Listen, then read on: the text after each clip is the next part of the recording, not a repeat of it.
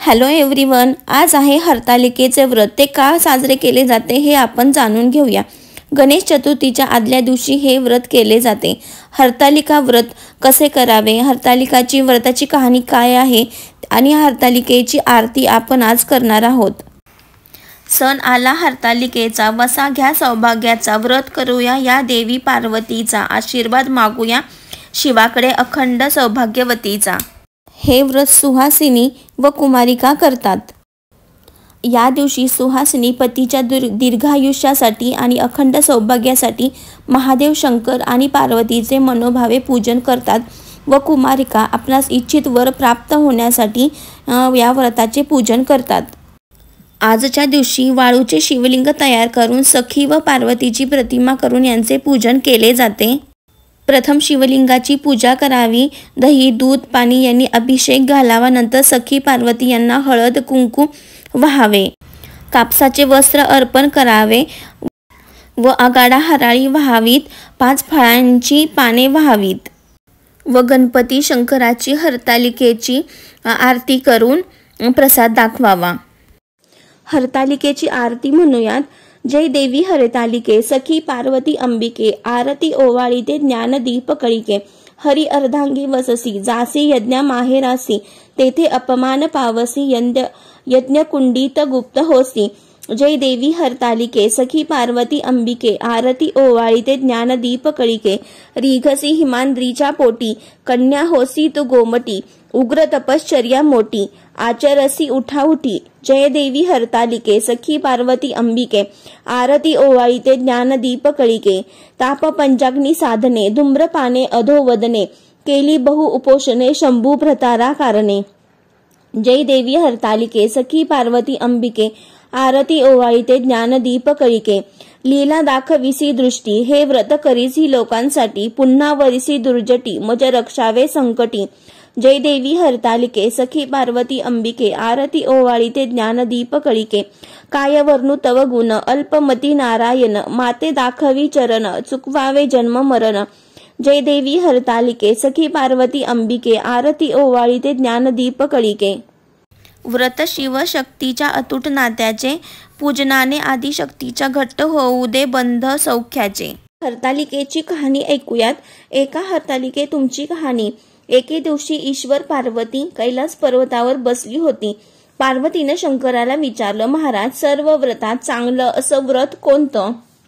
श्रम थोडे आणि फळ पुष्कळ असं एखादं व्रत असेल तर मला सांगा, आणि मी कोणत्या पुण्याईनं आपल्या पदरी पडले हेही मला सांगा. तेव्हा शंकर म्हणाले, जसा नक्षत्रात चंद्र श्रेष्ठ, ग्रहात सूर्य श्रेष्ठ, 4 वर्णात ब्राह्मण श्रेष्ठ, वेदात विष्णू श्रेष्ठ, नद्यात गंगा श्रेष्ठ, त्याप्रमाणे हरतालिका हे व्रत सर्वात श्रेष्ठ आहे. ते तुला सांगतो. तेच तू पूर्वजन्मी हिमालय पर्वतावर केलंस आणि त्याच पुण्याईनं तू मला प्राप्त झालीस. 1. हे व्रत भाद्रपद महिन्यातल्या पहिल्या तृतीयेला करावं. पूर्वी तू ते केलंस, ते तू कसं केलंस ते मी तुला सांगतो. मी तुला प्राप्त व्हावं म्हणून तू लहानपणीच मोठं तप केलंस. 64 वर्षे तर झाडाची पिकलेली पानं खाऊन होतीस. थंडी, पाऊस, ऊन ही तिन्ही दुःख सहन केलीस. हे तुझे श्रम पाहून तुझ्या बापाला फार दुःख झालं आणि अशी कन्या कोणास द्यावी अशी त्याला चिंता पडली. इतक्या तिथं नारद मुनी आले. हिमालयानं त्यांची पूजा केली. येण्याचं कारण विचारलं. तेव्हा नारद म्हणाले, तुझी कन्या उपवर झाली आहे, ती विष्णूला द्यावी. तो तिच्यासाठी योग्य नवरा आहे. त्यांनीच मला तुझ्याकडे मागणी करावयास पाठवलं आहे, म्हणून इथं मी आलो आहे. हिमालयाला मोठा आनंद झाला. त्यानं ही गोष्ट कबूल केली.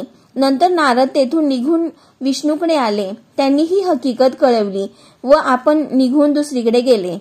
नारद गेल्यावर तुझ्या बापानं ती गोष्ट तुला सांगितली. ती गोष्ट तुला रुचली नाही, तू रागावलीस. असं पाहून तुझ्या सखीनं रागावण्याचं कारण विचारलं.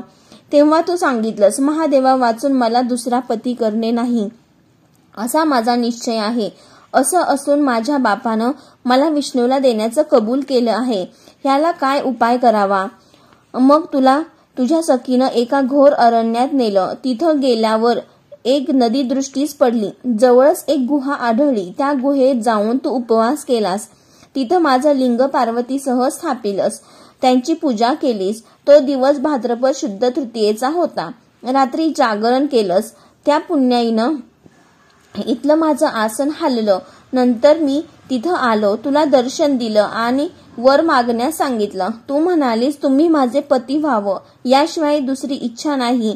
नंतर ती गोष्ट मी मान्य केली व गुप्त झालो। पुढं दुसऱ्या दिवशी ती व्रतपूजा तू विसर्जन केलीस, मैत्रिणींसह त्याचं पारण केलंस। इतक्यात तुझा बाप तिथं आला। त्यानं तुला इकडे पळवून येण्याचं कारण विचारलं। मग तू सर्व घडलेली हकीकत त्यांना सांगितलीस। पुढं त्यांनी तुला मलाच देण्याचं वचन दिलं व तुला तो घरी घेऊन गेला। मग काही दिवसांनी चांगला मुहूर्त पाहून त्यानं तुला मला अर्पण केलं। अशी या व्रतानं तुझी इच्छा पूर्ण झाली। या हरतालिका व्रत असं म्हणतात।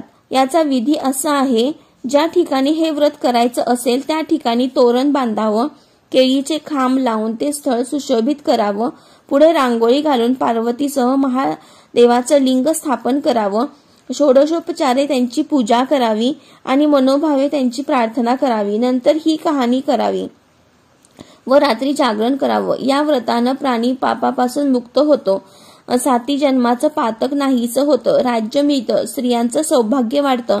या दिवशी बायकांनी जर काही खाल्लं तर त्या जन्मवंद्या व विधवा होतात, दारिद्र्य येतं व पुत्रशोक होतो।